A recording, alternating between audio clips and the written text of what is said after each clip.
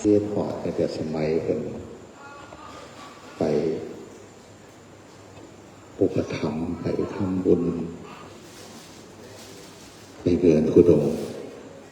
นี่อยู่ปีหนึ่งไปทำบุญที่เราไปเนี่ยพอเราเองเนี่ยแหละ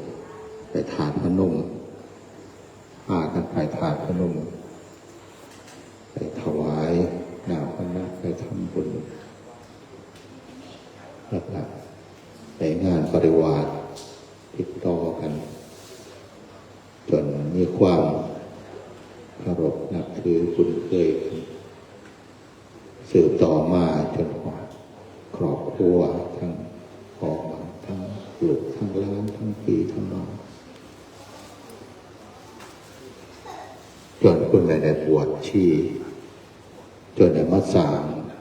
สถานที่แห่งนี้ให้เป็นสถานที่ที่เป็นบุญเป็นธรรมเป็นมรดกทางบุญเป็นมรดกทางธรรมอันนี้ถือว่าเป็นการมองการไกลมองการไกลจะได้ประเทศคือมรดกสมบัตินี้ส่วนหนึ่งเขาก็ได้อาศัยได้ใส่ในชีวิตเขาในชาตินี้ในการประกอบอาชีพทางครอบครัวทางลูกทางหลานอันนี้ก็ถือว่าเป็นสิ่งสำคัญเพราะว่าชีวิตเขาต้องอาศัยทุกสิ่งทุกอย่างในการดำเนินชีวิตถ้าเขาบ่ได้มีสมบัติหรือว่าบ่ได้มีมรดกบ่ได้มีธุรกิจกิจการบางคนก็ลำบากแต่ว่ากับผู้ใดสามารถที่จะบอกว่าง่ายก็คือมีต้นทุนมีบุญที่พ่อแม่คือว่าผู้มีพระคุณในเขตให้สร้างเขาก็ได้ต่อยอดทรัพย์เท่านั้นให้เกิดคุณค่าให้เกิดความเจริญได้เป็นที่เพิ่มอันนี้ถือว่าเป็นส่วนหนึ่งที่สำคัญเพราะว่าชีวิตมันต้องกินมันต้องใส่มันต้องอาศัยผ้าโลกก็คือกันจนหอดเมื่อตายพ่อแม่เรียกว่าผู้มีพระคุณกันเป็นบุคคลที่คนสำนึกระลึกถึงที่เอาได้ทำบุญที่เอาได้อุทิศส่วนบุญส่วนกุศลอันนี้ถือว่าเป็นการตอบแทนเป็นการแสดงออกแต่ว่าพระอาจารย์ก็เชื่อมั่นในบุญเชื่อมั่นในธรรมว่าคุณแม่ชีเนี่ยเพิ่นได้ทำบุญได้สร้างบุญมากได้ปฏิบัติซึ่งถือว่าเป็นผู้มีบุญมีธรรมแต่ว่าศิลธรรมได้อันนั้นเขาก็โอ้โหในเรื่องของจิตใจแต่ว่าเชื่อว่าคนก็เต็มที่ของคนในการได้สร้างบุญสร้างบารมีในการประพฤติในการปฏิบัติอันนี้ก็บ่ห่วงกันเนาะทางบอกซื่อคือบ่ห่วงเพราะว่าเพิ่นได้ทำหน้าที่เป็นดีที่สุดแล้วก็ยังได้มอบมรดกในการที่เขาได้อยู่ได้อาศัยได้สืบต่ออันนี้คือส่วนหนึ่งแต่ว่ามรดกที่สำคัญที่ยิ่งกว่าทรัพย์ภายนอกคือมรดกที่เป็นอริยทรัพย์คือทรัพย์ภายในจิตใจเพราะว่าชีวิตจริงๆแล้วอันนี้จริงๆเลยจริงๆแล้วคือ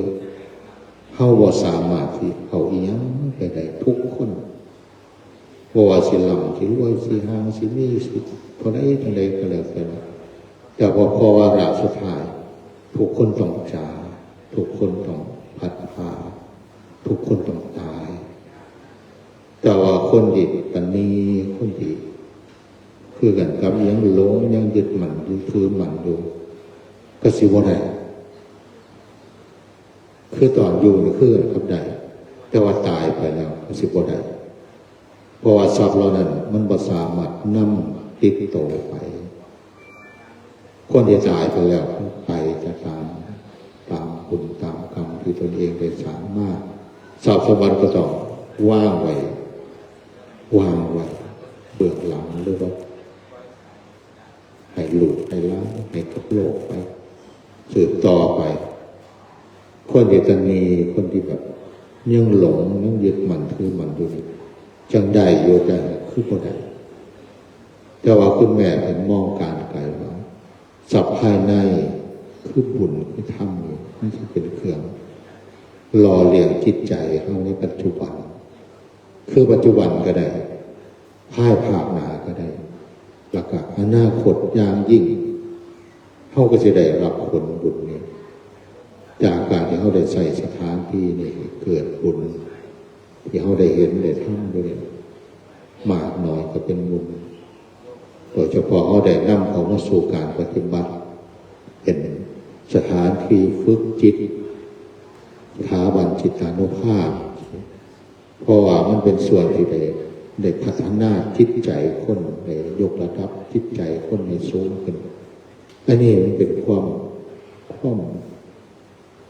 คือเป็นมีปัญญาอนาบวซึ่งคือคุณแม่สาวไว้แล้วแต่ถ้าบอกเอามาใส่เพราะว่าทำให้เกิดประโยชน์บางเทื่อสิ่งเหล่านั้นมันก็บ่ต่อยอดแต่ว่าพอมาตั้งเป็นเรื่อง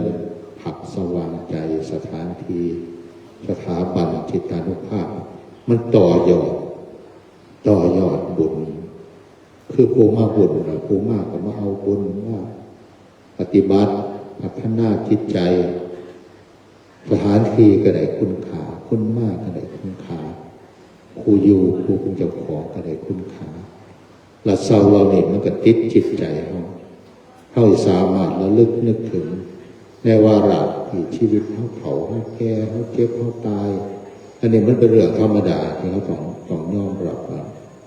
มันคือว่าเรื่องความเจ็บป่วยว่าเรื่องความแก่ความตายบางคนบ่อยากได้ยินบ่อยากฟังว่าเป็นเรื่องอัปมงคลการในทางธรรมถือว่าเป็นเรื่องที่สำคัญเพราะว่าคนเฮานั้นมันบ่สามารถหนีพ้นได้แต่ว่าอย่างมีสโลกธรรมสั้นๆว่าเฮาสิมีความสุขเฮาสิมีความสนุกสนานก็ได้ก็บ่เป็นอย่างอยากม่วนก็ม่วนไปอยากมีความสุขก็สุขไปแต่ว่าเตรียมตัวตอนหลับความแก่ความเจ็บความป่วยความตายให้ดีๆพอชีวิตเรามันเดินทางไปสู่ความเจ็บความป่วยเดินทางไปสู่ความแก่ความเฒ่าและที่สุดก็คือเดินทางไปสู่ความตายเขาสิมวนจะได้เขาสิสนุกสนานจะได้แต่ว่าเขาต้องเตรียมตัวตอนรับความเจ็บป่วยความแก่ความตายให้ได้แต่ว่าสั่งเมื่อนั้นเขาสิบ่มีที่พึ่งเมื่อนั้นเขาสิบ่สามารถที่จะนำจิตใจเขาให้ปลอดภัยได้พระอาจารย์ก็เลยมีสโลว่าทางโลกก็ต้องทำทางธรรมก็ต้องสร้างผู้ใดที่ทำทางโลกก็ทำไปทำหน้าที่ไปแต่ว่าผู้ใดที่ทำทางธรรมก็ต้องทำหน้าที่ทางธรรมของตนเองให้ดีและการที่เขาจะต้องมีบุญรักษาใจมีธรรมะนำพาจิตใจเขาคือบุญเนี่ยมันเป็นความดีมันรักษาใจแล้วสามารถเอามารองรับความทุกข์เวลาทำบุญมันก็อิ่มใจสุขใจมันรักษาจิตใจมันเท่าทุกข์ก็ได้แต่ว่าปัญญาเนี่ยมันนำพาเขาไปสู่ความพ้นทุกข์อีกคนหน่อยหรือคนร้ายแต่ว่าการที่มีปัญญาน่ะก็คือผู้บ่ประมาทในชีวิตแต่ถ้าบ่ประมาทในชีวิตก็บ่ไปทำบาปทำชั่วบ่ไปเฮ็ดในสิ่งที่บ่ดีบ่งาม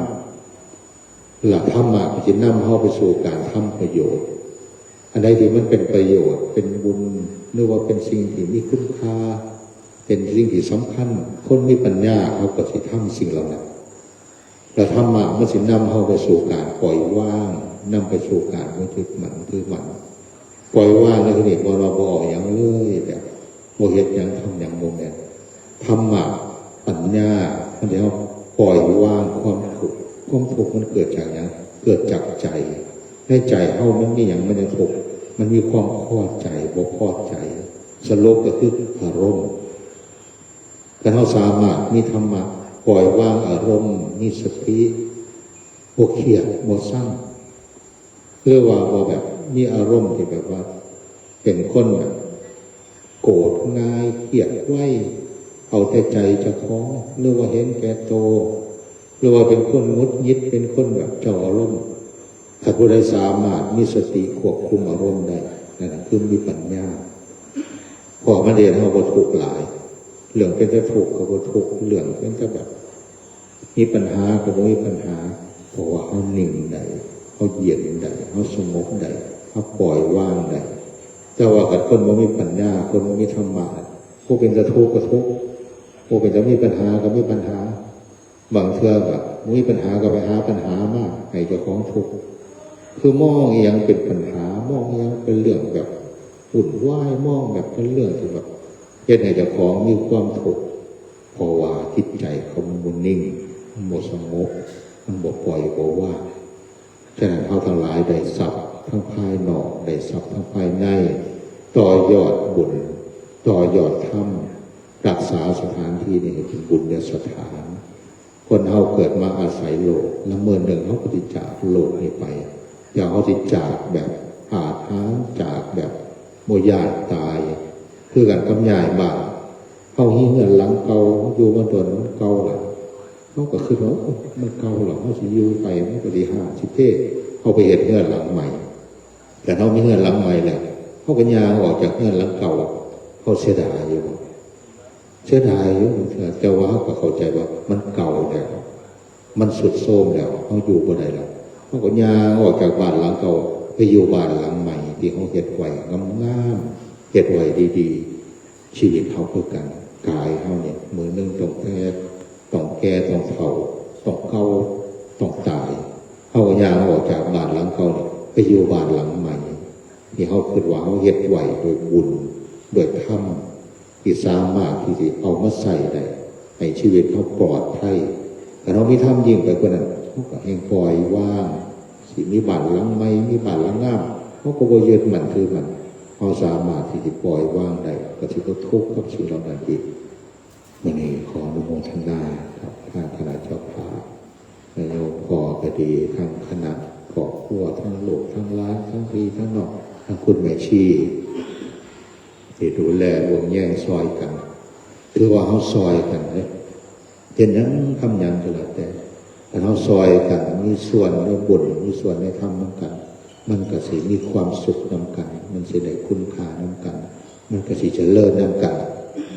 ความรู้สึกกันได้ที่ดีๆแล้วพยายามให้มันเกิดขึ้นชีวิตที่มีความสุขได้คือบรรยากาศแห่งบุญบรรยากาศแห่งความดีบรรยากาศแห่งการมีน้ำจิตน้ำใจบรรยากาศแห่งการให้อภัยบรรยากาศแห่งการเสียสละขออำนาจแห่งบุญแห่งธรรมที่เราได้สร้างได้ทำทุกปีติดต่อกันมาซึ่งถือว่าเป็นสิ่งที่มีคุณค่าเฮาเห็นเฮาก็ได้เฮาหายเฮาก็มีเฮาดีเฮาก็มีความสุขและสิ่งเหล่านี้ที่ส่งไปถึงคุณแม่ชีวิราบูรณ์หวานทองขัดคุณแม่ยังสามารถรับรู้โดยจิตวิญญาณหรือว่าอนุโมทนาในส่วนบุญกุศลเฮาคุณแม่ก็จะได้มีส่วนรวมส่วนรู้ในบุญในธรรมเป็นเครื่องที่สิตอบแทนบุญคุณ